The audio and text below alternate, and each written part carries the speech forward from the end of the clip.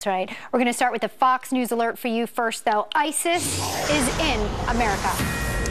The terror group now revealing, ISIS is, that it has dozens of fighters scattered all across the United States, and they're ready to attack, and they've even listed the states where they're going. Thanks, Twitter. Casey Stiegel is live near the scene of Sunday night's terror attack in Garland, Texas, with the latest on who may have inspired both gunmen. Casey.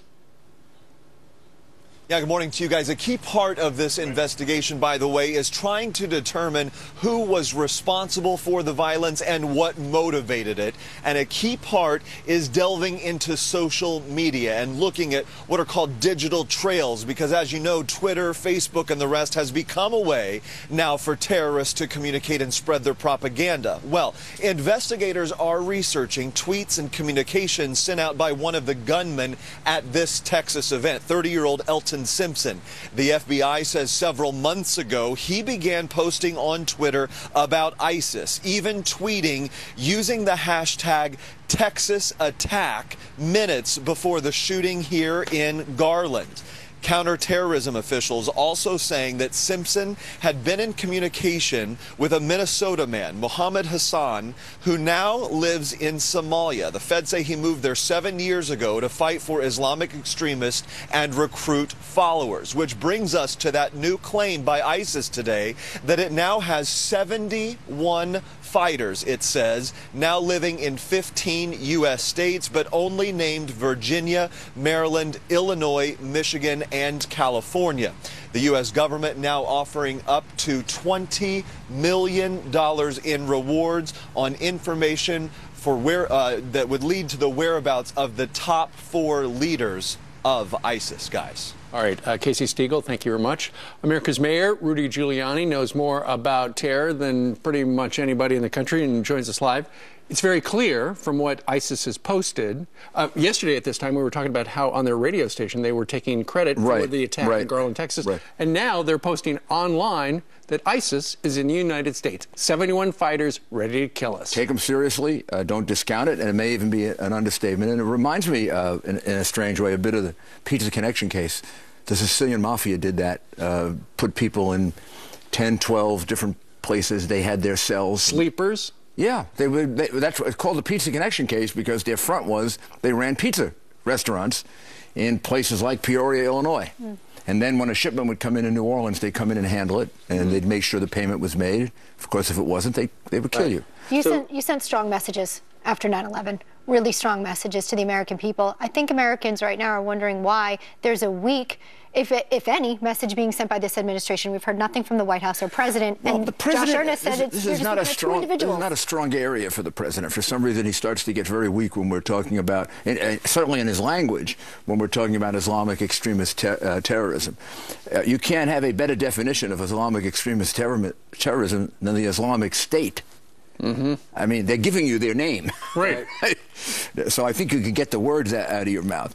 But I don't think it hurts in the sense that the FBI has no confusion about this. The CIA has no confusion about this. I think the fact that they made this announcement in some ways is helpful because it puts local law enforcement on alert. And this is a situation, and I lecture on this some, and where we have to use our police as our eyes and ears. Remember, we only have about 15,000, 16,000 FBI agents. We have over 800,000 uniformed police officers, not to count all the private security and everything else. If we can make those people our eyes and ears, if we can teach them the precursors of terrorism, the things to look for, the suspicious behavior. I have a case that happened when Howard Safer was my police commissioner, where we caught these 2 guys who were going to bomb a subway station. And it was a rookie cop who spotted them not getting on the train, and he became very suspicious. But here's my problem. You can't ask those cops to be on the front line of the war on terror, taking on international terrorists, at the same time telling them they have to be retrained and that they're the problem and that they have to learn to be better with the community. We've got a lot of problems in this country, and, you know, police can improve just like anybody else can improve, but they're not the problem. If the police were perfect, we would still have all the same problems that we still have. The problem with crime wouldn't even change. Can you see how they would be hesitant more now than when 4 years ago, 5 years ago? I hope not. I hope not, Brian, because you and I both know many, many police officers. I had 4 uncles who were police officers. I had a cousin who died in the line of duty. You know, for me, this is in the heart. It's not just all the work I did. When you talk about terrorism, something happens to them. I mean, there's an American patriotism that comes out where I don't think all this criticism from these people who have a warped view of them is going to harm them. You mentioned police officers who have died in the line of duty. Look at this great young... Exactly. Brian Moore, who was gunned down a couple of days ago, shot in the face by a dirtbag. He had tickets to go to the Mets game last night. He did not go, obviously. Beautiful thing the Mets did. Absolutely. They did a beautiful tribute to him, and now #MoreMatters is trending online. Well, you know, this is what our police officers are all about. What he did. He didn't know when he went out to duty, you know, that day that he wasn't going to come back. His family didn't know it. Every single police officer's family in this country is living with that same pressure. My grandmother lived with that pressure for 3 of her sons. People don't know it unless they live it. And these are good people. They're trying to save us. They're trying to keep us safe, secure against some very bad people. If we have an occasional one that's a bad guy or an occasional one who's a criminal, as I did, you put him in prison.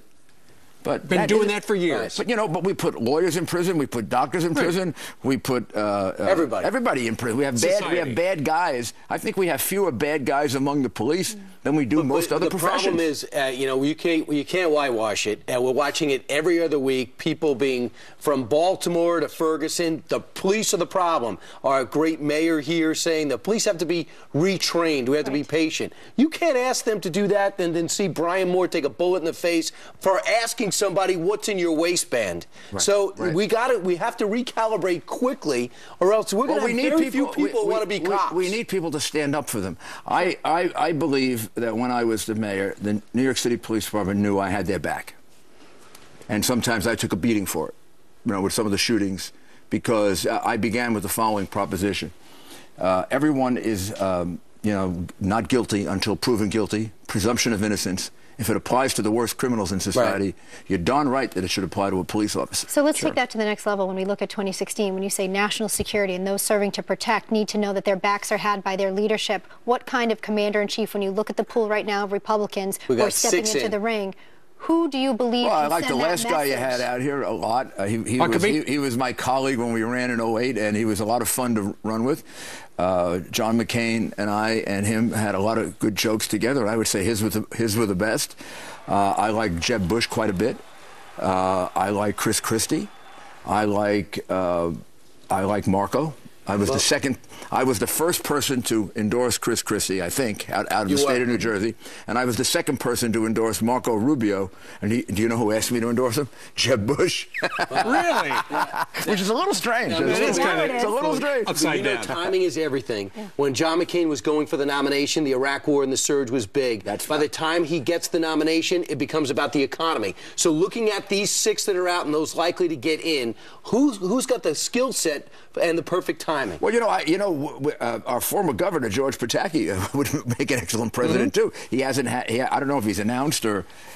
he's thinking about it. Gosh, you know, all these guys do. And I know it sounds strange. This is a very strong field. These are all people with executive experience who have proven themselves in tough jobs. Marco has had executive experience when he was in the state legislature.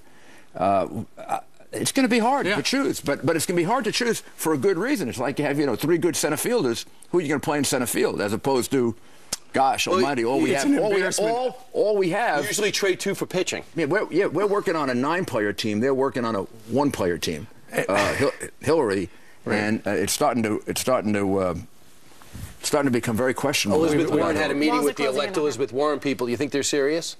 Well, I don't know. I think these things are tremendous blows that in most cases would absolutely down a candidate. I mean, if as Associate Attorney General when I was in the Reagan administration, I had destroyed half of my records. I think I don't think I'd ever would have been mayor of New York. No. I mean, I'm not sure where I'd be, but it wouldn't have been mayor of New York if my wife was going out and getting money from all the companies I was making decisions on when I was U.S. attorney and getting paid a fortune from them, even though I said we never talked about prison. it.